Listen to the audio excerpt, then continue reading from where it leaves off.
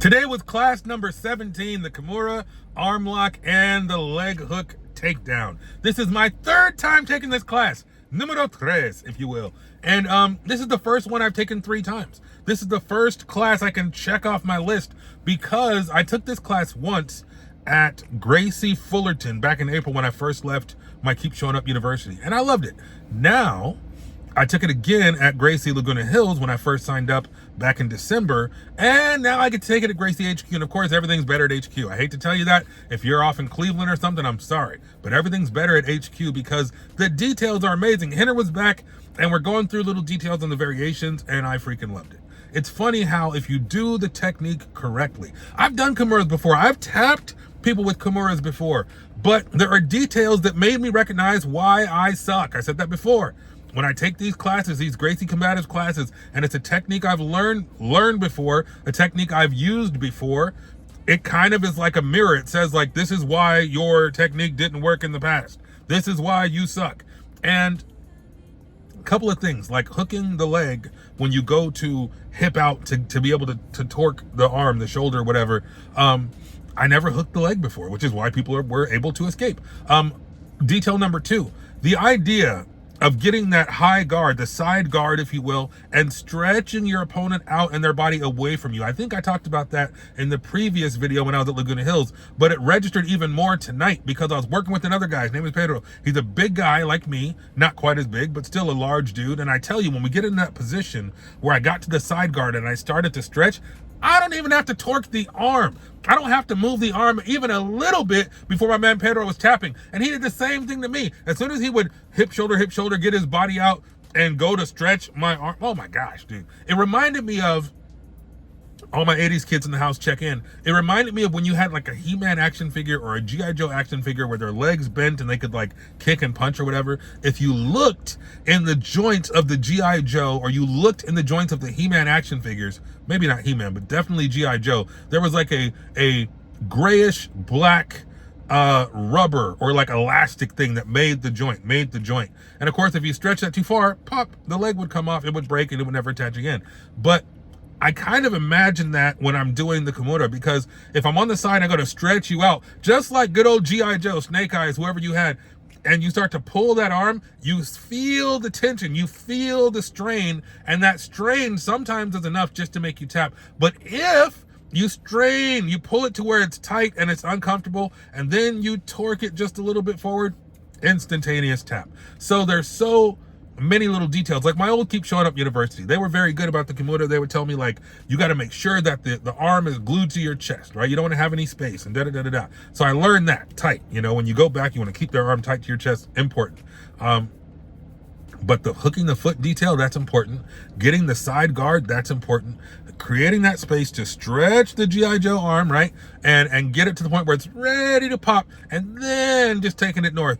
That was amazing. So 3 times I've taken this class. I don't have to take it anymore, but you know I'm going to. I got 1,000,001 classes between now and let's say August, September when I'm able to take my test. So I'm going to continue. I think I'll have 2 classes and everything by the end of May. And then I'll be doing some reflex development, and I'll just be kind of getting my getting my 3rd class on for pretty much everything. And then I'm probably going to go into private lessons to do some mock tests and make sure I got everything locked down.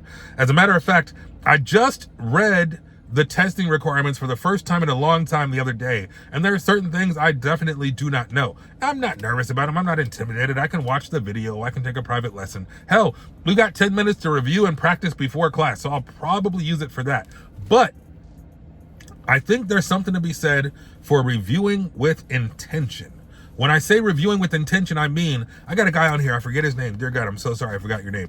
But he trains, he's one of my subscriber friends, and he trains a lot. But he told me that whenever they warm up at the beginning of class, those first 10 minutes or whatever, sorry, I cut off my own head. When he trains and they warm up in the first 10 minutes of class or whatever, they go through the test. They go through the mount, you know, the first part of the test or the second part of the test, which I think is brilliant. Because a lot of times when we work up here, when we train and we warm up here, they'll say, oh, grab a partner and review some stuff. And I'm like, okay, well, what do you want to review? I don't know. What do you want to review? I would rather say, hey, Bob, Tony, Jim, Steve, whatever, let's do all of the trap and rolls to the Americana. Let's do all of the mount retention techniques. Like, I want to drill the test.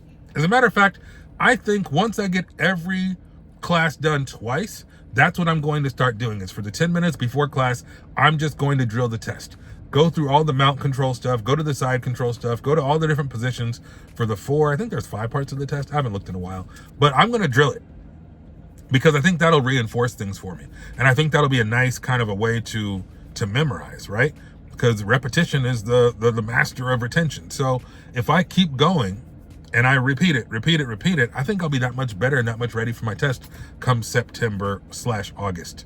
I say August because technically I signed up in December. I signed up December 17th, I think it was. So technically 8 months would be August. But on my Gracie University HQ card, where I signed up here in January 11th, it says my belt consideration is September 11th. That's an important day for a lot of reasons. But I think if I felt ready and I'd done every class 3 times and I'd done all my reflex development and I'd done a mock test with one of my private lesson instructors, I might be able to talk to the powers that be and say, hey, can I take it in August? Because technically I signed up in December. I don't know. I'm just rambling, thinking about the future. I had a great time today. Good conversation with the homies, training partners, everybody. We actually rotated at the end of class and went around and Kimura a bunch of different people I've never trained with before. I got to be Kimura'd by and Kimura a pink belt. She was probably like 4'11", like 100 pounds. But that's the beauty of training with different people. You get different body types, different skill levels, different weight, different size, different height. And that's fantastic. So vary your training partners, get different looks, different feels, make friends on and off the mat. I was just talking to the guys in the locker room. I got a couple new friends, and drill intentionally with a goal in mind, because if you fail to plan, you plan to fail, right? So I'm working my plan right now. I'm putting my plan together in hopes that by the time August/September roll around, I'm ready. So that's my ramble for this morning. I'm going to head back inside because my daughter's in there doing Women Empowered. I hope Eve is here. She hasn't met Eve yet, but hopefully Eve is here. I'm sorry for the background noise. My air conditioning is on because it's hot. It is 78 degrees. Maybe it's not hot, but it's warm enough that I wanted to turn the air conditioning. So that's all I got for you today. If you have any questions, comments, feelings, thoughts, opinions, let me know at Chris Learns Jiu-Jitsu on social media. And of course, stay focused, stay positive, stay vigilant. Take care.